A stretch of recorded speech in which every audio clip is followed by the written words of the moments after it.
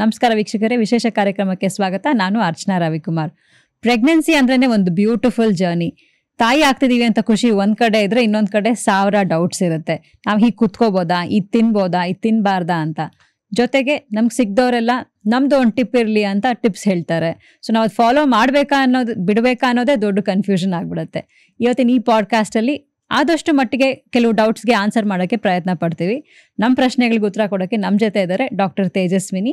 ಇವರು ಪ್ರಸೂತಿ ತಜ್ಞರು, motherhood hospital, Electronic City. Doctor, ಕಾರ್ಯಕ್ರಮಕ್ಕೆ ಸ್ವಾಗತ. Thank you. ಡಾಕ್ಟರ್, ಪ್ರೆಗ್ನೆನ್ಸಿ ಅಂದ್ರೇ ಡೌಟ್ಸ್, ಅದರಲ್ಲೂ ಫಸ್ಟ್ ಪ್ರೆಗ್ನೆನ್ಸಿ ಅಂದರೆ ಕಂಪ್ಲೀಟ್ಲಿ ಆಂಗ್ಸೈಟಿ, ಕನ್ಫ್ಯೂಷನ್ನು ಎಲ್ಲ ಇರುತ್ತೆ.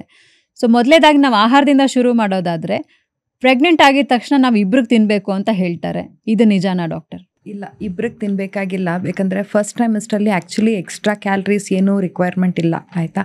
ಥ್ರೂ ಔಟ್ ಪ್ರೆಗ್ನೆನ್ಸಿ ಒಂದು ವೆಯ್ಟ್ ಗೇನ್ ಒಂದು 10 to 12 kgs, ಅಂದರೆ ಇವಾಗ ಐಡಿಯಲ್ ವೆಯ್ಟ್ ಇರೋರು ಒಂದು 10 to 12 kgs ವೆಯ್ಟ್ ಗೇನ್ ಆದರೆ ಸಾಕು. ಮತ್ತು ಲೋ ವೆಯ್ಟ್ ಇರೋರು ಒಂದು 15 to 18 kg ಆದರೂ ಸಾಕು. ಆ್ಯಂಡ್ ತುಂಬ ಓವರ್ ವೆಯ್ಟ್ ಇರೋರಿಗೆ ಜಾಸ್ತಿ ವೆಯ್ಟ್ ಆಗಬೇಡಿ ಅಂತಲೇ ಹೇಳ್ತೇವೆ ನಾವು.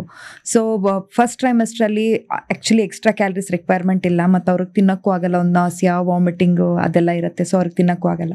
ಸೆಕೆಂಡ್ ಟ್ರೈಮಿಸ್ಟ್ರಲ್ಲಿ ಎಕ್ಸ್ಟ್ರಾ ಒಂದು 300 ಕ್ಯಾಲರೀಸ್ ಆದರೆ ಸಾಕು. ಎಕ್ಸ್ಟ್ರಾ 300 ಕ್ಯಾಲರೀಸ್ ಅಂದರೆ 1 ಗ್ಲಾಸ್ ಮಿಲ್ಕು, ಒಂದು ಹ್ಯಾಂಡ್ಫುಲ್ ಆಫ್ ನಟ್ಸ್, ಇಷ್ಟರಲ್ಲೇ ಬಂದ್ಬಿಡತ್ತೆ ಒಂದು 300 ಕ್ಯಾಲರೀಸ್. ಲಾಸ್ಟ್ ಟ್ರೈಮಿಸ್ಟ್ರಲ್ಲಿ ಒಂದು 450 ಕ್ಯಾಲರೀಸ್ ಎಕ್ಸ್ಟ್ರಾ ತೊಗೊಂಡ್ರೆ ಸಾಕು. ಸೊ ಈ ಸೆಡೆಂಟ್ರಿ ಲೈಫ್ ಸ್ಟೈಲ್ ಇರೋರಿಗೆ 1200 ಕ್ಯಾಲರೀಸ್ ಹೇಳ್ತೇವೆ. ಸೊ ಪ್ರೆಗ್ನೆನ್ಸಿಯಲ್ಲಿ ಒಂದು 300 ಕ್ಯಾಲರಿ ಎಕ್ಸ್ಟ್ರಾ, ಅಂದರೆ 1500 ಕ್ಯಾಲರೀಸ್ವರೆಗೂ ತಿನ್ಬೋದು ಅಂತ ಹೇಳ್ತೀವಿ. ಇಬ್ಬರಿಬ್ರಿಗೆ ತಿನ್ನೋದು ನಿಜವಾಗ್ಲೂ ಸರಿಯಲ್ಲ. ಅಂದರೆ 450 ಕ್ಯಾಲರೀಸ್ ಅಂದರೆ ಇವಾಗ ಎಷ್ಟು ಅಂದರೆ ಎಕ್ಸ್ಟ್ರಾ ಒಂದು ಹಣ್ಣು, ಒಂದು ಹಾಲು ಅಷ್ಟೇ. ಒಂದು ಹಣ್ಣು, ಒಂದು ಹಾಲು, ಒಂದು ಹಿಡಿ ನಟ್ಸು, ಒಂದು ಹೆಲ್ತಿ ಸ್ನ್ಯಾಕ್, ಇಷ್ಟು ಎಕ್ಸ್ಟ್ರಾ ನಾರ್ಮಲ್ ನ್ಯೂಟ್ರಿಯೆಂಟ್ ಫುಡ್ ಜೊತೆಗೆ ಇದು ಎಕ್ಸ್ಟ್ರಾ ತಗೊಳ್ಳಿ ಅಂತ ಹೇಳ್ತೇವೆ. ಇಬ್ಬಿಬ್ರಿಗೆ ತಿನ್ನೋದು leads to excessive weight gain. ಜಾಸ್ತಿ ವೆಯ್ಟ್ ಗೇನ್ ಆದರೆ ಡಯಾಬಿಟಿಸ್ ಬರೋದು, ಸೊ ಈ ಥರ ಎಲ್ಲ ಸಮಸ್ಯೆ ಆಗತ್ತೆ. Okay doctor. ಮತ್ತೆ ಇನ್ನು ಬೇರೆ ಡೌಟ್ಸ್ ಅಂತಂದರೆ, ಈಗ ಪೈನಾಪಲ್ ತಿನ್ನಬಾರ್ದು ಅಂತಾರೆ, ಪಪಾಯ ತಿನ್ನಬಾರ್ದು ಅಂತಾರೆ, ಇದಕ್ಕೇನು ಹೇಳ್ತೀರಾ ಡಾಕ್ಟರ್? ಅದು ಪಪಾಯದಲ್ಲಿ ರೈ ಪಪಾಯ ಅಂದರೆ ಹಣ್ಣು ಪಪಾಯ ತಿನ್ಬೋದು. ಆ್ಯಕ್ಚುಲಿ ಹಣ್ಣು ಪಪಾಯ ಈಸ್ ಗುಡ್. ಅದರೊಳಗಡೆ ಫೈಬರ್ ಇರುತ್ತೆ. ಸೊ ಮಲಬದ್ಧತೆ ಇರುತ್ತೆಲ್ಲ, ಪ್ರೆಗ್ನೆನ್ಸಿನಲ್ಲಿ ಕಾನ್ಸ್ಟಿಪೇಷನ್ ಆಗುತ್ತೆ, ಮೋಷನ್ ಸರಿಗಾಗಲ್ಲ. ಆ್ಯಕ್ಚುಲಿ ಪಪಾಯ ತಿಂದರೆ ಮೋಷನ್ ಸರಿಗಾಗುತ್ತೆ. ಅದರೊಳಗೆ ವಿಟಮಿನ್ಸ್ ಇರುತ್ತೆ, ಆ್ಯಂಟಿ ಆಕ್ಸಿಡೆಂಟ್ಸ್ ಇರುತ್ತೆ. In fact it is a good fruit, ಆಯಿತಾ. ರೈಪ್ ಪಪಾಯ ತಿಂದರೆ ಏನೂ ಪ್ರಾಬ್ಲಮ್, ಇನ್ಫ್ಯಾಕ್ಟ್ ಬೆನಿಫಿಷಿಯಲ್.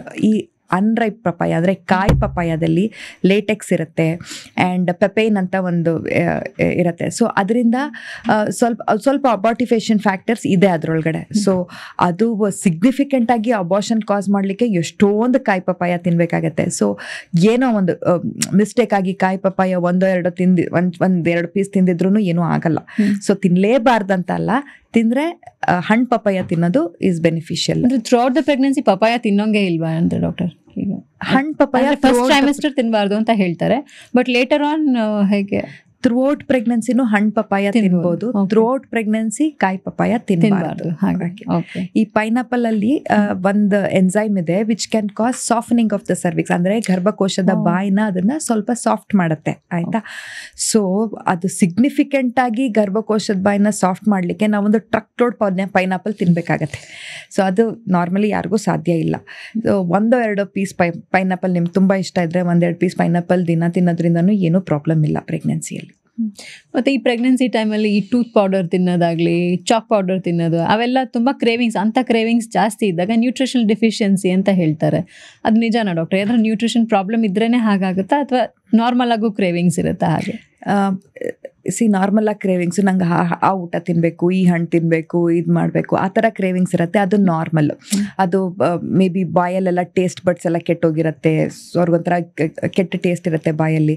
ಸೊ ಅದಕ್ಕೋಸ್ಕರ ಅವ್ರು ಒಂದು ಸ್ವಲ್ಪ ಈ ಮಾವಿನಕಾಯಿ ತಿನ್ನಬೇಕು, ಉಪ್ಪಿನಕಾಯಿ ತಿನ್ನಬೇಕು, ಆ ರೀತಿ ಆ ಟೇಸ್ಟ್ ಬಡ್ಸಿಗೋಸ್ಕರ ಅವರು ಫೀಲ್ ಮಾಡ್ತಾರೆ. ಬಟ್ ಈ ಸುಣ್ಣ ತಿನ್ನೋದು, ಮಣ್ಣು ತಿನ್ನೋದು, ಈ ಥರ ಎಲ್ಲ ಕ್ರೇವಿಂಗ್ಸ್ ಇದ್ದರೆ ಮೋಸ್ಟ್ಲಿ ಅನಿಮಿಯಾ ಇರುತ್ತೆ. ಸೊ ಅವರು ಹೋಗಿ ಚೆಕ್ ಮಾಡಿಸ್ಕೊಳ್ಬೇಕಾಗತ್ತೆ. ಅಂದರೆ ಫುಡ್ ಐಟಮ್ಸ್ ಕ್ರೇವಿಂಗ್ ಇದ್ದರೆ it is normal. Non food items ತಿನ್ನಬೇಕು ಅನ್ಸೋದಾದ್ರೆ then probably there could be nutritional deficiency, they have to get it checked. ಅವಾಗ ಹೋಗಿ ಡಾಕ್ಟರ್ನ ಕನ್ಸಲ್ಟ್ ಮಾಡಿದ್ರೆ ಬೆಟರ್ ಅಂತ. ಮತ್ತು ಇನ್ನೊಂದು ದೊಡ್ಡ ಮಿತ್ ಅಂದರೆ, ಮಿತ್ತೋ ನಿಜನೋ ಗೊತ್ತಿಲ್ಲ, ಬಟ್ ಕೇಸರಿ ತಿಂದರೆ ಮಗು ಬೆಳ್ಳಗೆ ಹುಟ್ಟುತ್ತೆ ಅಂತ ಹೇಳ್ತಾರೆ. ರಾತ್ರಿ ಎಲ್ಲ ನೆನೆಸಿಟ್ಟು ಅದು ಪ್ರತಿಯೊಬ್ಬರು ಅಡ್ವೈಸ್ ಮಾಡೋದು. ಇದು ದೊಡ್ಡ myth. That's what I want to tell, ಆಯಿತಾ. ಮಗುದು ಬಣ್ಣ ಜೆನೆಟಿಕ್ಸ್ ಅಂತ ಬರುತ್ತೆ, ಅಂದರೆ ತಂದೆ ತಾಯಿದು ಜೆನೆಟಿಕ್ಸ್ ಅದರಿಂದನೇ ಬರುತ್ತೆ ಮಗುದ ಬಣ್ಣ, ಹೊರತು ಈ ಕೇಸರಿ ತಿನ್ನೋದ್ರಿಂದ ಬರಲ್ಲ. ಬಟ್ ಕೇಸರಿ ತಿನ್ನೋದ್ರಲ್ಲಿ ಏನಂತ ಅಂದರೆ it causes little bit of mood elevation ಆ ಥರ.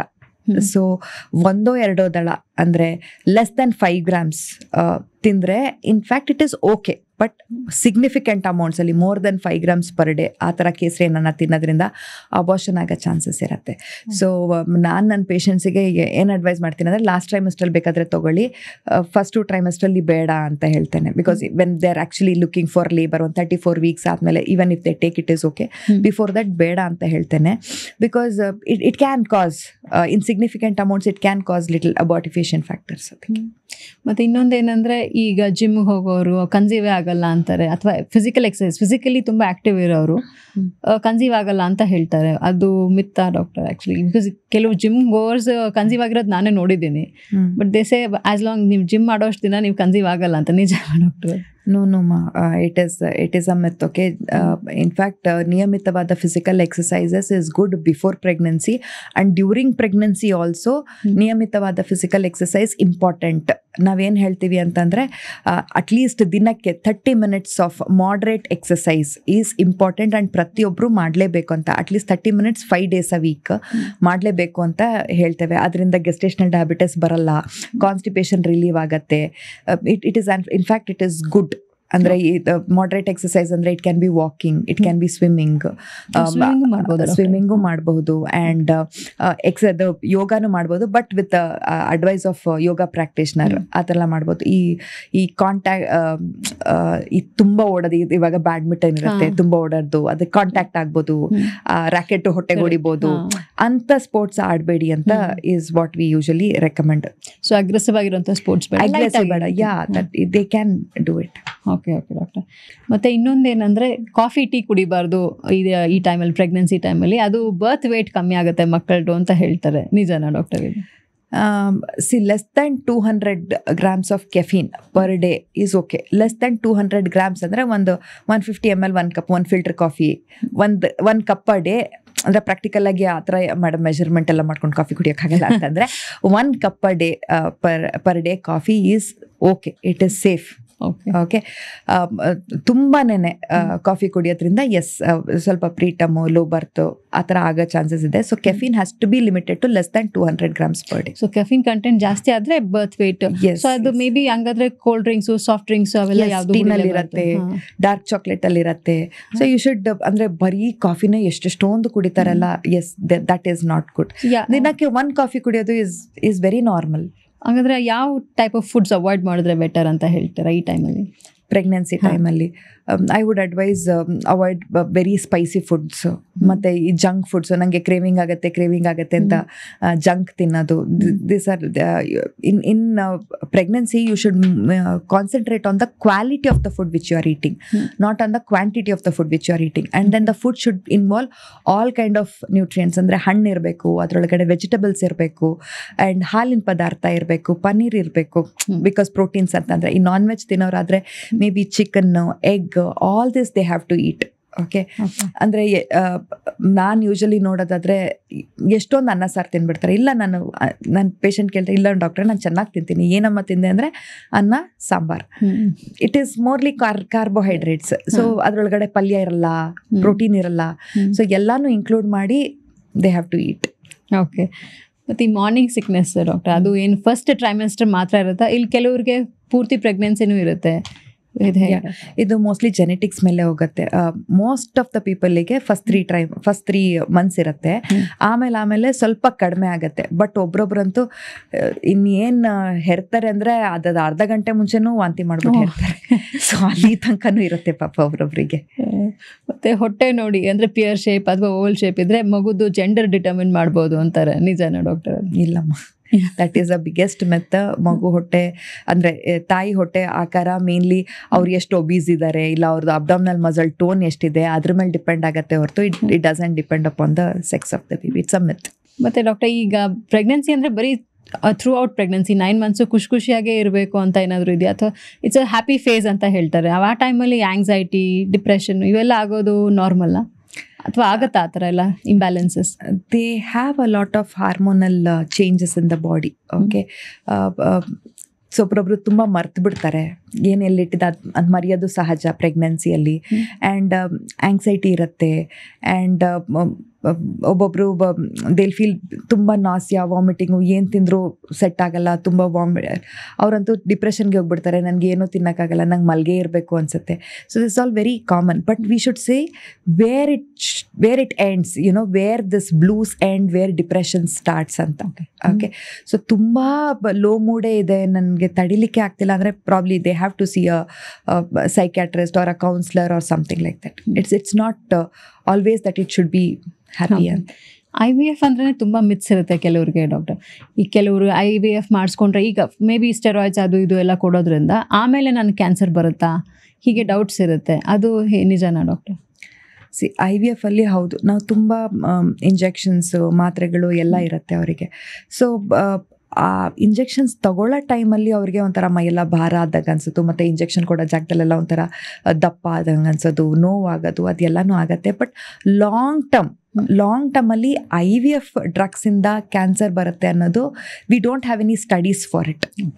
We don't have any like studies which tell okay ಇದು ತೊಗೊಂಡ್ರೆ ನಿಮಗೆ ಮುಂದೆ ಕ್ಯಾನ್ಸರ್ ಬರುತ್ತೆ. We don't have any studies for it.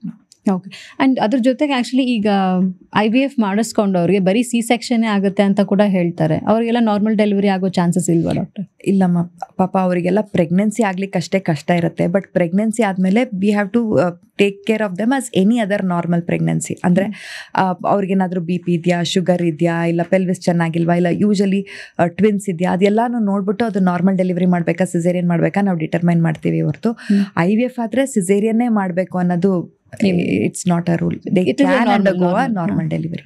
Okay. ಆಮೇಲೆ ಇನ್ನೊಂದು ಏನಂದರೆ IVF ಮಾಡಿಕೊಂಡ್ರೆ ಬರೀ ಟ್ವಿನ್ಸೇ ಆಗ್ತಾರೆ, ಕೆಲವೊಂದ್ಸರಿ ಮಕ್ಕಳು ನಾರ್ಮಲ್ ಆಗಿರಲ್ಲ ಅನ್ನೋದು ಕೇಳಿದ್ದೀವಿ. ಅದು ಎಷ್ಟು ನಿಜ ಡಾಕ್ಟರ್? ಟ್ವಿನ್ಸ್ ಅಂತ IVF ಅಲ್ಲಿ ಟ್ವಿನ್ಸ್ ಅಂತಂದರೆ ನಾವು usually how many embryos you transfer ಅನ್ನೋದ್ರ ಮೇಲೆ ಡಿಪೆಂಡ್ ಆಗುತ್ತೆ. ಅಂದರೆ ಎಷ್ಟು ಭ್ರೂಣಗಳು ಟ್ರಾನ್ಸ್ಫರ್ ಮಾಡ್ತೀವಿ ಅಂತ. ಒಂದೇ ಭ್ರೂಣ ಟ್ರಾನ್ಸ್ಫರ್ ಮಾಡಿದರೆ ಸಿಂಗಲ್ ಮಗು ಆಗುತ್ತೆ. 2 ಭ್ರೂಣ ಟ್ರಾನ್ಸ್ಫರ್ ಮಾಡಿದ್ರೂ ಒಂದೊಂದ್ಸತಿ 1 ಬೆಳೆಯಲ್ಲ, 1 ಮಾತ್ರ ಬೆಳೆಯುತ್ತೆ, ಒಂದೊಂದ್ಸತಿ 2 ಬೆಳೆಯುತ್ತೆ. ಸೊ ಯೂಶಲಿ IVF ಅಲ್ಲಿ 2 ಭ್ರೂಣ ಟ್ರಾನ್ಸ್ಫರ್ ಮಾಡಲಿಕ್ಕೆ ಪ್ರಯತ್ನ ಮಾಡ್ತೀವಿ ಎಲ್ಲ ಡಾಕ್ಟ್ರು. ಬಿಕಾಸ್ 1 ಬೆಳೆದಿದ್ರು ಅಟ್ಲೀಸ್ಟ್ ಒಂದಾದರೂ ಬೆಳೆಯುತ್ತೆ ಅನ್ನೋ ಥರ. ಒಂದೊಂದ್ಸತಿ ಹ್ಯಾಪಿ ಫೀಲಿಂಗ್ 2 ಬೆಳೆಯುತ್ತೆ. So that's how they end up with twins ಅಷ್ಟೇನೆ. ಆ್ಯಂಡ್ ಈ IVF ಮಕ್ಕಳು ನಾರ್ಮಲ್ ಇರ್ತಾರಾ ಇಲ್ವಾ ಅನ್ನೋದ್ರ ಮೇಲೆ ಇದು ಮಾಡಿದ್ರೆ I have to quote studies. Normal ಪ್ರೆಗ್ನೆನ್ಸಿಲೂ ಲೈಕ್ 1% ಅಬಾರ್ಷನ್ ರೇಟ್ಸ್ ಇರುತ್ತೆ, 1% ಭ್ರೂಣಗಳು ಅಬ್ನಾರ್ಮಲ್ ಆಗೋ ಚಾನ್ಸಸ್ ಇರುತ್ತೆ. And it is the same thing in IVF also.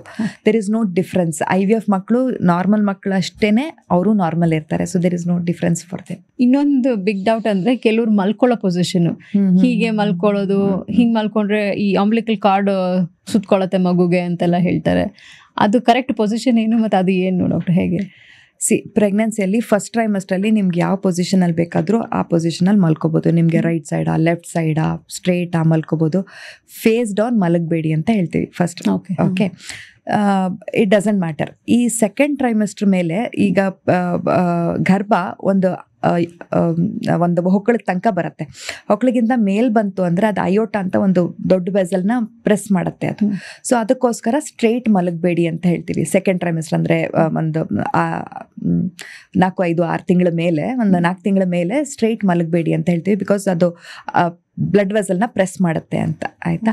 So preferably right or left ಮಲ್ಕೊಳ್ಳಿ ಹೇಳ್ತೀವಿ. Left better than right because blood supply ಚೆನ್ನಾಗಾಗುತ್ತೆ ಅಂತ. But we have to think of what is practical ಅಂತ. ಯಾವಾಗಲೂ ಒಂದು ಮನುಷ್ಯ ಲೆಫ್ಟಲ್ಲೇ ಮಲ್ಗೋಕ್ಕಾಗತ್ತಾ? It's not practical. So right side, left side ಅವರು ಮಲ್ಕೊಳ್ಬೋದು. ಆ್ಯಂಡ್ ಪ್ರಿಫರಬ್ಲಿ ಲೆಫ್ಟ್ ಅಂತ ಹೇಳ್ತೇವೆ, ದಟ್ಸ್ ಇಟ್.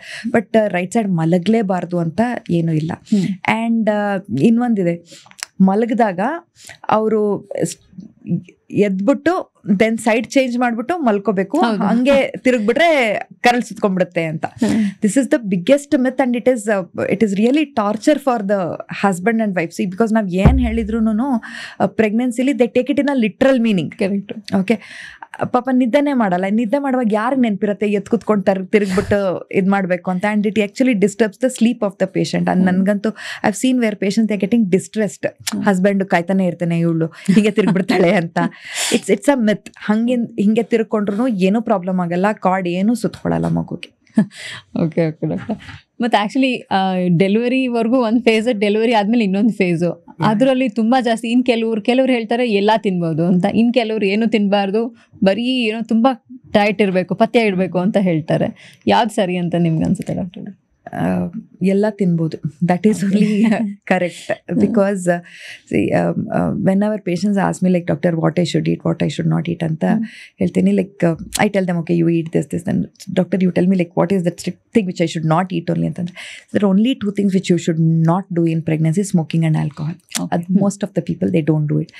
ಸಿ ಪೋಸ್ಟ್ ಪಾರ್ಟಮಲ್ಲಿ ಎಲ್ಲ ತಿನ್ನಬೇಕು, ಎಲ್ಲ ತಿಂದ್ರೇನೆ ಎಲ್ಲ ನ್ಯೂಟ್ರಿಷನ್ನು ಸಿಗತ್ತೆ ತಾಯಿಗೆ, ಹಾಲಾಗತ್ತೆ. ಬರೀ ತುಂಬ ಪಥ್ಯ ಇದ್ದರೆ ಹಾಲ್ ಮೇಲೂ ಅದು ವ್ಯತಿರಿಕ್ತ ಪರಿಣಾಮ ಬೀಳತ್ತೆ. ಅಂದರೆ ಈಗ ಕೆಲವು ಫುಡ್ಸ್ ತಿನ್ನೋದ್ರಿಂದ ಹಾಲು ಜಾಸ್ತಿ ಆಗುತ್ತೆ. ಈಗ ನೀರೇ ಕೊಡಲ್ಲ ಡಾಕ್ಟರ್, ಆ್ಯಕ್ಚುಲಿ ಬೇರೆ ಎಲ್ಲದಕ್ಕಿಂತ ನೀರು ಜಾಸ್ತಿ ಕುಡಿದ್ರೆ ನೀರು ಮೈ ಬಂದ್ಬಿಡುತ್ತೆ ಅಂತ ಹೇಳ್ತಾರೆ. ಸೊ ನೀರು ಆದಷ್ಟು ಕಮ್ಮಿ ಕೊಡ್ತಾರೆ, ಅದು ಎಷ್ಟು ಸರಿ doctor? This is very very wrong. They have to drink enough amount of water, at least 2 to 3 liters of water post delivery. I mean pre-delivery no also, and post delivery they have to drink water because see you understand pregnancy delivery ಆದಮೇಲೆ bleeding ಆಗ್ತಾ ಇರುತ್ತೆ. So ಅಲ್ಲಿ ಅವರಿಗೆ water loss ಆಗುತ್ತೆ. They are breast feeding, ಅಲ್ಲಿ ಅವ್ರಿಗೆ water loss ಆಗುತ್ತೆ. ಮತ್ತು ಚೆನ್ನಾಗಿ ಪ್ಯಾಕ್ ಮಾಡಿರ್ತಾರೆ, ದೇ ಆರ್ ಸ್ವೆಟ್ಟಿಂಗ್, ಅಲ್ಲಿ ಅವ್ರಿಗೆ ವಾಟರ್ ಲಾಸ್ ಆಗುತ್ತೆ. ಮತ್ತು ಪ್ರೆಗ್ನೆನ್ಸಿಯಲ್ಲಿ ಡೆಲಿವರಿ ಆದಮೇಲೆ ರಕ್ತ ಆಸ್ ಇಟ್ ಈಸ್ ಸ್ವಲ್ಪ ದಪ್ಪ ಆಗತ್ತೆ, ಕ್ಲಾಟ್ ಆಗತ್ತೆ ದೇಹದಲ್ಲಿ. It's a protective mechanism, because delivery ಆದಮೇಲೆ ಅಧಿಕ ರಕ್ತಸ್ರಾವ ಆಗಬಾರ್ದು ಅಂತ. It's a protective mechanism for the body. So ಹಿಂಗಿರುವಾಗ ನೀರು ಕೊಡ್ದಲ್ಲೇ ಇದ್ರೆ ರಕ್ತ ತುಂಬ ದಪ್ಪ ಆಗಿ DVT ಅಥವಾ deep vein thrombosis, cortical vein thrombosis ಅಂತ ರಕ್ತ ಹೆಪ್ಕಟ್ಬಿಡುತ್ತೆ ಬಾಡಿನಲ್ಲಿ. I have seen so many patients dying because of this. Okay, ಈ ಥರ ನೀರೇ ಕೊಡಲ್ಲ, ರಕ್ತ ಹೆಪ್ಕಟ್ಬಿಡುತ್ತೆ, ರಕ್ತ ಹೆಪ್ಕಟ್ಟು ಎಂಬುಲೈಸ್ ಆಗಿ they have undergone stroke and all that. So this is a biggest myth. They have to be given enough amount of water. ನೀವು warm ವಾಟರೇ ಕೊಡಿ, ದಟ್ ಈಸ್ ಓಕೆ. ನಿಮಗೆ ಕೋಲ್ಡ್ ವಾಟರ್ ಬೇಡ ಅಂತಂದರೆ ವಾರ್ಮ್ ವಾಟರೇ ಕೊಡಿ, but then give them enough amount of water. So ಹಾಲು ಕುಡಿಯೋದ್ರಿಂದ, ನೀರು ಕುಡಿಯೋದ್ರಿಂದ ಹಾಲು ತೆಳುವಾಗುತ್ತೆ, ಅದೆಲ್ಲ ಸುಳ್ಳು. ನೋ, ಅದಕ್ಕೂ ಏನು ಸಂಬಂಧ ಇಲ್ಲ. They have to be given enough amount of water.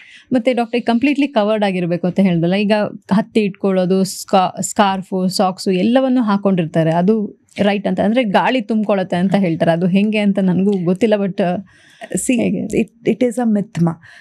ಹವಾಮಾನಕ್ಕೆ ಅನುಗುಣವಾಗಿ they have to dress up. ಅಂದರೆ ಇವಾಗ ಬೆಂಗಳೂರಲ್ಲಿ ಚಳಿ ಇರುತ್ತೆ, ಹೌದು ಸ್ಕಾರ್ಫ್ ಹಾಕ್ಕೊಳ್ಳಿ, ಕಿವಿ ಹಾಕ್ಕೊಳ್ಳಿ, because you have to keep ಬೇಬಿನೂ ವಾರ್ಮ್ ಆಗಿರಬೇಕು. ಬೇಬಿ ನಮಗಿನೂ ಸ್ವಲ್ಪ ಬೇಬಿ ವಾರ್ಮ್ ಆಗಿರಬೇಕು. ಸೊ ಬೇಬಿನ ವಾರ್ಮ್ ಆಗಿರ್ಬೇಕಂತಂದರೆ ತಾಯಿನೂ ವಾರ್ಮ್ ಆಗಿರಬೇಕು, ಆ ಥರ. ಬಟ್ ತುಂಬ ಸೆಕೆನಲ್ಲಿ ತುಂಬ ಪ್ಯಾಕ್ ಮಾಡಿಕೊಂಡು ಅನ್ಕಂಫರ್ಟಬಲ್ ಫೀಲ್ ಮಾಡಿಕೊಂಡು that is wrong. Okay, stay comfortable. Yeah. So ನಾವು ಏನು ತಿಂತೀವೋ ಪೋಸ್ಟ್ ಡೆಲಿವರಿ ಅದೆಲ್ಲ ಮಗುಗೆ ಎಫೆಕ್ಟ್ ಆಗುತ್ತಲ್ಲ ಡಾಕ್ಟರ್? ಆದರೆ ಸೊ ಅದು ವಾಚ್ ಮಾಡಿ ತಿನ್ನಬೇಕು ಅಂತೀರಾ, ಅಥವಾ ಇಲ್ಲ ಎಷ್ಟೊಂದು ಪದಾರ್ಥಗಳು ಕೊಡೋದೇ ಇಲ್ಲ ಮಗುಗೆ ಪ್ರಾಬ್ಲಮ್ ಆಗುತ್ತೆ ಅಂತ, ಅದು ನಿಜನಾ doctor? No not at all. Because ನಾವು ಏನೇ ತಿಂದ್ರೂ ಇಟ್ ಗೆಟ್ಸ್ ಮೆಟಬಲೈಸ್ಡ್. ಅದು ಕರಳಿಗೆ ಹೋಗಾದ್ಮೇಲೆ ಅದು ಪ್ರೋಟೀನ್ಸ್, ವಿಟಮಿನ್ಸ್ ಆ ಥರ ಎಲ್ಲ ಸೆಪ್ರೇಟ್ ಆಗಿ ಎನರ್ಜಿ ಆಗಿ it comes and then the milk is produced. So it doesn't directly come like that. They have to be given all kinds of food.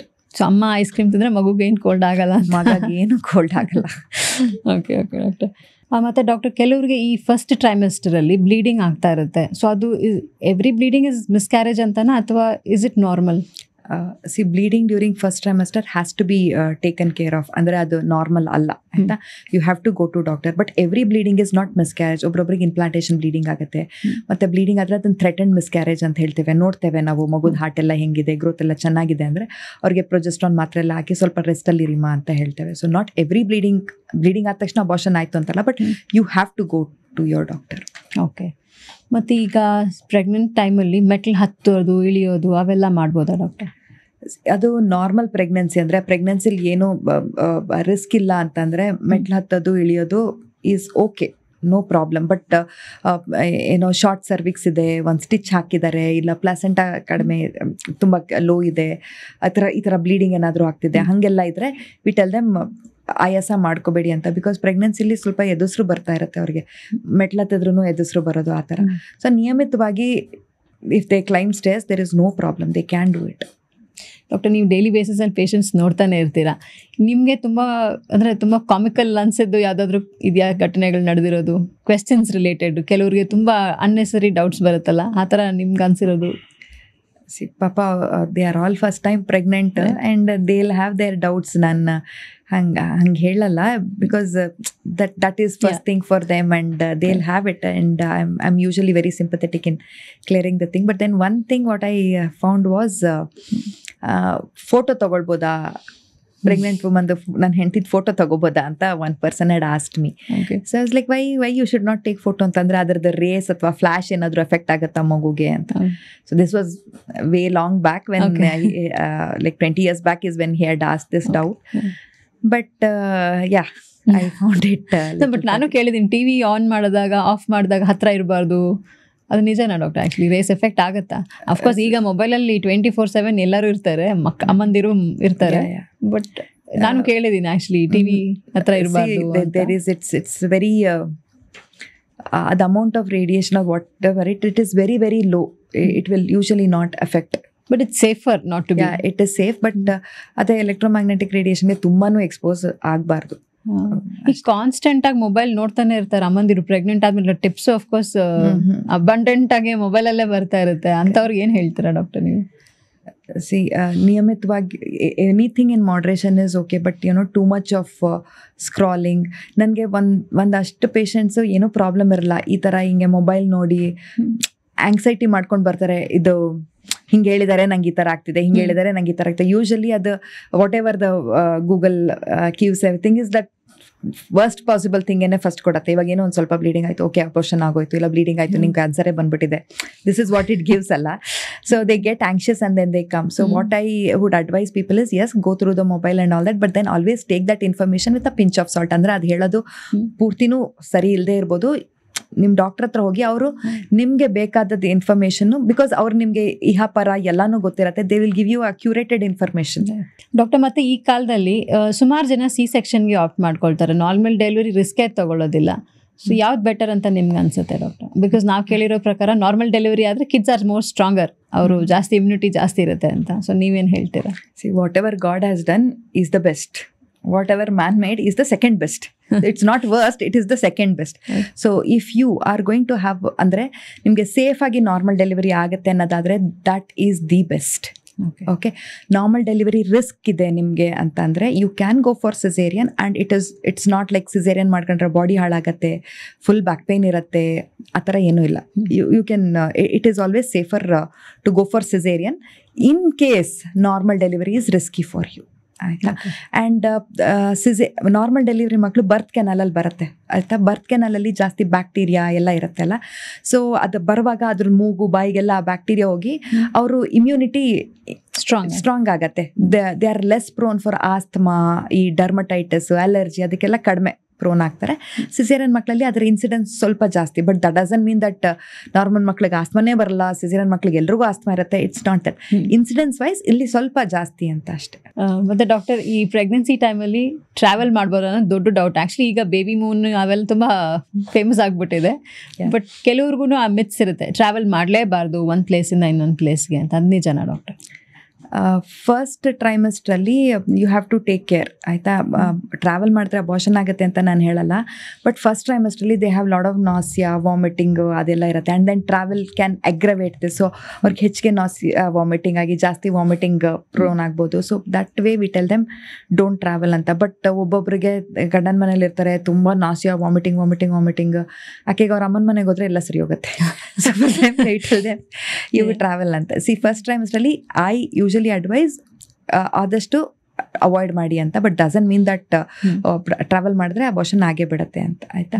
So second trimester is usually the safe time to travel during pregnancy. Okay, and third ಟ್ರೈಮಸ್ಟ್ರಲ್ಲಿ again I would tell them, in third trimester, please go be in the place before 32 weeks or 34 weeks. Please go be in the place where you are planning to deliver, because ಅದಾದ್ಮೇಲೆ ಯಾವಾಗಲಾದರೂ labour pain ಬರ್ಬೋದು, and don't take the risk of traveling ಮಧ್ಯದಲ್ಲಿ ಅಂತ.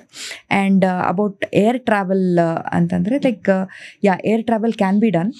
And ಈ frequent ಫ್ಲೈಯರ್ಸ್ಗೆ ಈ cosmic radiation ಸ್ವಲ್ಪ effect ಆಗುತ್ತೆ ಅಂತ there are some studies. But ಯಾವಾಗಲೂ ಒಂದೊಂದ್ಸತಿ ಏರ್ ಟ್ರಾವೆಲ್ ಮಾಡೋದ್ರಿಂದ ಏನು ತೊಂದರೆ ಆಗಲ್ಲ. But when you are taking a long distance flight, ತುಂಬ ಹೊತ್ತು ಮೂವ್ ಆಗೋಕ್ಕಾಗಲ್ಲ ಅಂತಂದರೆ ಈ ಡೀಪ್ ವೇನ್ ಥ್ರೋಂಬೋಸಿಸ್ ನಾನು ಅವಾಗಲೇ ಹೇಳೋದಲ್ಲ, ಕಾಲ್ನಲ್ಲಿ ರಕ್ತ ಹೆಪ್ಪುಗಟ್ಟೋ ಚಾನ್ಸಸ್ ಇರುತ್ತೆ. ಸೊ ಅವರು ಲೂಸ್ ಫಿಟ್ಟಿಂಗ್ ಕ್ಲೋತ್ಸ್ ಹಾಕ್ಕೊಂಡು, ಬೇಕಾದರೆ ಈ DVT ಸ್ಟಾಕಿಂಗ್ಸ್ ಅಂತ ಬರುತ್ತೆ, ಆ ಸ್ಟಾಕಿಂಗ್ಸ್ ಹಾಕ್ಕೊಂಡು ಆ್ಯಂಡ್ ಐಲ್ ಸೀಟ್ ತೊಗೊಂಡು ಅಂದರೆ ಸ್ವಲ್ಪ ಓಡಾಡ್ಕೊಂಡು ಈಸಿ ಆಗೋಂಥ ಸೀಟ್ ತೊಗೊಂಡು they can actually travel, no problem. ಮತ್ತೆ ಡಾಕ್ಟರ್, ಆಕ್ಚುಲಿ ಪೋಸ್ಟ್ ಡೆಲಿವರಿ ಮಕ್ಕಳಿಗೆ ಜಾಂಡಿಸ್ ಬಂದೇ ಬರುತ್ತೆ ಅಂತ ಹೇಳ್ತಾರೆ, ಇದು ನಿಜನಾ ಡಾಕ್ಟರ್? ಇಲ್ಲಮ್ಮ, ಎಲ್ಲ ಮಕ್ಳಿಗೂ ಜಾಂಡಿಸ್ ಬರಲ್ಲ. ಡೆಲಿವರಿ ಆದಮೇಲೆ ABO ಇನ್ಕಂಪ್ಯಾಟಬಿಲಿಟಿ ಅಂತೀವಿ, ಅಂದರೆ ತಾಯಿ ಮತ್ತು ಮಗುದು ಬ್ಲಡ್ ಮ್ಯಾಚ್ ಆಗಲಿಲ್ಲ ಅಂತಂದರೆ ಅಂಥ ಮಕ್ಕಳಿಗೆ ಸ್ವಲ್ಪ ಜಾಂಡಿಸ್ ಬರೋ ಚಾನ್ಸಸ್ ಇರುತ್ತೆ. ಮತ್ತು RH ನೆಗೆಟಿವ್ ಪ್ರೆಗ್ನೆನ್ಸಿ ಅಂದರೆ ನೆಗೆಟಿವ್ ಬ್ಲಡ್ ಗ್ರೂಪ್ ಇದ್ದರೆ ಅವ್ರ ಮಕ್ಕಳಿಗೆ ಸ್ವಲ್ಪ ಜಾಂಡಿಸ್ ಬರೋ ಚಾನ್ಸಸ್ ಇರುತ್ತೆ. ಅದು ಬಿಟ್ಟರೆ ಎಲ್ಲ ಮಕ್ಳಿಗೂ ಬರಲ್ಲ.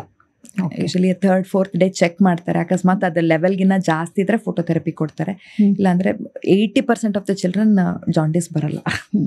ಮತ್ತು ಆಮೇಲೆ ಜೆಸ್ಟೇಷನಲ್ ಡಯಾಬಿಟೀಸು, ಈ BP ಎಲ್ಲ ಬರುತ್ತಲ್ಲ ಡಾಕ್ಟರ್, ಆ ಟೈಮಲ್ಲಿ ಅದೆಲ್ಲ ಕಂಪ್ಲೀಟಾಗಿ ಕ್ಯೂರ್ ಆಗುತ್ತೆ? ಮತ್ತು ಎಷ್ಟು ಸರಿ ಚೆಕ್ ಮಾಡಿಸ್ಕೋಬೇಕಾಗುತ್ತೆ ಆಫ್ಟರ್ ಡೆಲಿವರಿ? ನಾವೆಲ್ಲ south East Asians and we are known as the diabetic capital of the world ಅಂತ. ಅಂದರೆ ನಮಗೆ ನ್ಯಾಚುರಲಿನೇ ಡಯಾಬಿಟಿಸ್ ಆಗೋ ಚಾನ್ಸಸ್ ಜಾಸ್ತಿ ಇರುತ್ತೆ ನಾವು ಸೌತ್ ಇಂಡಿಯನ್ಸಲ್ಲಿ ಬೇಸಿಕಲಿ, ಆಯಿತಾ. ಸೊ ಪ್ರೆಗ್ನೆಂಟ್ ಪೇಷಂಟ್ ಬಂದ ತಕ್ಷಣನೇ we do a screening of diabetes, ಅಂದರೆ ಆಲ್ರೆಡಿ ಡಯಾಬಿಟಿಸ್ ಇದೆಯಾ ಇಲ್ವಾ ಅಂತ ಚೆಕ್ ಮಾಡ್ಕೊಳ್ತೇವೆ. ಸೊ ಅದಾದಮೇಲೆ ಈ 24 to 25 ವೀಕ್ಸ್ ಅಂದರೆ ಒಂದು 5-6 ತಿಂಗಳಲ್ಲಿ ಮತ್ತಿನ್ನೊಂದ್ಸತಿ ಡಯಾಬಿಟಿಸ್ ಚೆಕ್ ಮಾಡ್ತೀವಿ. ಯಾಕಂದರೆ ಅವಾಗ ಪ್ರೆಗ್ನೆನ್ಸಿ ಹಾರ್ಮೋನ್ಸ್ ಪೀಕಲ್ಲಿರುತ್ತೆ. ಪ್ರೆಗ್ನೆನ್ಸಿ ಹಾರ್ಮೋನ್ಸಿಂದ ಒಬ್ಬೊಬ್ರಿಗೆ ಡಯಾಬಿಟಿಸ್ ಬರೋ ಚಾನ್ಸಸ್ ಇರುತ್ತೆ. ಸೊ 24-25 ವೀಕ್ಸಲ್ಲಿ ಮತ್ತೆ ಚೆಕ್ ಮಾಡ್ತೀವಿ. ಅವಾಗ ಏನಾದರೂ ಅವ್ರು ಡಯಾಬಿಟಿಸ್ ಬಂದರೆ ಅವಾಗ ಮತ್ತೆ ಡಯಟ್ ಎಲ್ಲ ಚೇಂಜ್ ಮಾಡಿ ಮತ್ತೆ ನೋಡ್ತೇವೆ, ಶುಗರ್ ಮಾನಿಟ್ರಿಂಗ್ ಮಾಡಿ ನೋಡ್ಕೊಳ್ತೇವೆ, ಚೆಕ್ ಕಂಟ್ರೋಲಲ್ಲಿ ಇದೆಯಾ ಇಲ್ಲ ಅಂತ. ಕಂಟ್ರೋಲ್ ಇಲ್ಲ ಅಂದರೆ ಒಂದು ಮಾತ್ರೆ ಅಥವಾ ಇನ್ಸುಲಿನ್ ಆ ಥರ ಹೋಗುತ್ತೆ ಟ್ರೀಟ್ಮೆಂಟು. ಮತ್ತೆ ಅರೌಂಡ್ 30 to 34 ವೀಕ್ಸಲ್ಲಿ ಮತ್ತೆ ಇನ್ನೊಂದ್ಸತಿ ಚೆಕ್ ಮಾಡ್ತೀವಿ ಡಯಾಬಿಟಿಸ್ ಆಗಿದೆಯಾ ಇಲ್ವಾ ಅಂತ. ಸೊ 3 ಟೈಮ್ಸ್ ನಾವು ಶುಗರ್ ಚೆಕ್ ಮಾಡ್ತೇವೆ ಪ್ರೆಗ್ನೆನ್ಸಿಯಲ್ಲಿ, ಡಯಾಬಿಟಿಸ್ ಬರ್ತಾ ಇದೆಯಲ್ಲ ಅಂತ. ಈ ಡಯಾಬಿಟಿಸ್ ಬರುತ್ತೆ ಅಲ್ಲ, ಗೆಸ್ಟೇಷನಲ್ ಡಯಾಬಿಟಿಸ್ ಅಂದರೆ ಪ್ರೆಗ್ನೆನ್ಸಿಯಿಂದ ಬಂದಿರೋ ಡಯಾಬಿಟಿಸ್. ಡೆಲಿವರಿ ಆದಮೇಲೆ ಒಂದು 95% ಜನ ಕೊಟ್ಟೋಗ್ಬಿಡತ್ತೆ, ಆಯಿತಾ. ಇನ್ನೊಂದು 5% ಜನಕ್ಕೆ ಹೋಗಲ್ಲ. ಸೊ ಅದಕ್ಕೇ ಡೆಲಿವರಿ ಆದಮೇಲೆ ಒಂದು 2 ತಿಂಗಳಾದಮೇಲೆ ಪ್ರೆಗ್ನೆನ್ಸಿ ಹಾರ್ಮೋನ್ಸ್ ಎಲ್ಲ ಕ್ಲಿಯರ್ ಆಗೋಗಿರುತ್ತೆ ಬಾಡಿನಲ್ಲಿ. ಸೊ ಅವಾಗ ನಾವು ಮತ್ತಿನ್ನೊಂದ್ಸತಿ ಶುಗರ್ ಚೆಕ್ ಮಾಡ್ತೇವೆ to see whether the diabetes is continuing or clear ಆಯ್ತಾ ಅಂತ. ಸೊ ಅದ್ರ 95% ಜನಕ್ಕೆ ಕ್ಲಿಯರ್ ಆಗಿಬಿಡುತ್ತೆ. ಸೊ 2 months ಆಗಿದ ತಕ್ಷಣ ಒಂದು ಚೆಕ್ ಮಾಡಿಸ್ಕೊಳ್ಳೋದು important. Have to check to see ಅದು ಕಂಟ್ರೋಲ್ ಆಗ್ತಾ ಇದೆಯಾ, ಐ ಮೀನ್ ಕ್ಲಿಯರ್ ಆಗಿದೆಯಾ ಇಲ್ವಾ ಅಂತ. ಓಕೆ. ಮತ್ತು ಡಾಕ್ಟರ್, ಇನ್ನೊಂದು ಡೌಟ್ ಏನಂದರೆ, ಡೆಲಿವರಿ ಆದಮೇಲೆ ಮಗುಗೆ ಹಾಲು ಸಾಕಾಗ್ತಿದೆಯಾ ಇಲ್ವಾ ಅಂತ. ಮಗು ಸ್ವಲ್ಪ ಅಳಕ್ಕೆ ಶುರು ಮಾಡಿದ್ರೆ ಸಪ್ಲಿಮೆಂಟ್ಸ್ ಕೊಟ್ಬಿಡ್ಬೇಕು ಅಂತ ಅಂದ್ಕೊಳ್ತಾರೆ. ಅಥವಾ ಹೆಂಗೆ ಗೊತ್ತಾಗುತ್ತೆ ಮಗುಗೆ ಹಾಲು ಸಾಕಾಗ್ತಿದೆಯಾ ಇಲ್ವಾ ಅಂತ?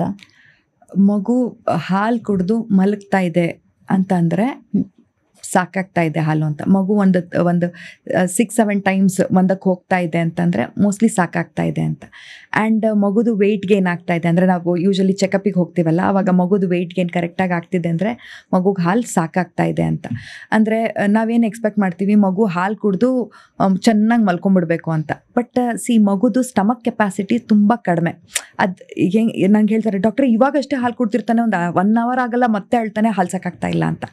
ಸೊ ಮಗುದು ಸ್ಟಮಕ್ ಕೆಪಾಸಿಟಿ ಸ್ವಲ್ಪನೇ ಇರೋದು. ಸೊ ಒಂದ್ಸತಿ ಅದು ಹಾಲು ತೊಗೊಂಡ್ರು ಅದು ಸ್ವಲ್ಪನೇ ಹಾಲು ತೊಗೊಳಕ್ಕಾಗೋದು. ದೆನ್ ಅಗೇನ್ ಅದು ಡೈಜೆಸ್ಟ್ ಆಗಿಬಿಡುತ್ತೆ. Then again it is ready for the next feed, ಆಯಿತಾ. ಆ್ಯಂಡ್ ತಾಯಿ ಹಾಲು ಈಸಿಯಾಗಿ ಡೈಜೆಸ್ಟ್ ಆಗುತ್ತೆ ಮಕ್ಕಳಿಗೆ. ಸೊ ಅದು ಬೇಗ ಕ್ಲಿಯರ್ ಆಗುತ್ತೆ and they are hungry again ಹಾಲು ಬೇಕು ಅಂತ ಹೇಳ್ತಾರೆ. ಆ್ಯಂಡ್ ಮಗು ಅಗ್ಲಗ್ಲ ಹಾಲು ಕುಡಿತಾ ಇದ್ರೆ ಬ್ರೈನ್ಗೂ ಅರ್ಥ ಆಗುತ್ತೆ. ಬ್ರೈನಲ್ಲಿ ಪ್ರೊಲ್ಯಾಕ್ಟಿನ್ ಅಂತ ಒಂದು ಹಾರ್ಮೋನ್ ಇರುತ್ತೆ, ಅದು ಸೆಕ್ರಿಟ್ ಆದಾಗ್ಲೇ ನಮ್ಗೆ ಹಾಲು ಬರೋದು. ಸೊ ಮಗು ಅಗ್ಲಗ್ಲ ಹಾಲು ಕುಡಿತಾ ಇದ್ರೆ ಬ್ರೈನಿಗೆ ಅರ್ಥ ಆಗುತ್ತೆ, ಓಕೆ ಜಾಸ್ತಿ ಹಾಲು ಬೇಕು, ಜಾಸ್ತಿ ಹಾಲು ಬೇಕಂತ ಅದು ಹಾರ್ಮೋನ್ ಕಂಟೆಂಟ್ನ ಜಾಸ್ತಿ ಮಾಡಿ ಇನ್ನು ಹೆಚ್ಚಿಗೆ ಹಾಲ್ದ ಪ್ರೊಡಕ್ಷನ್ ಆಗತ್ತೆ.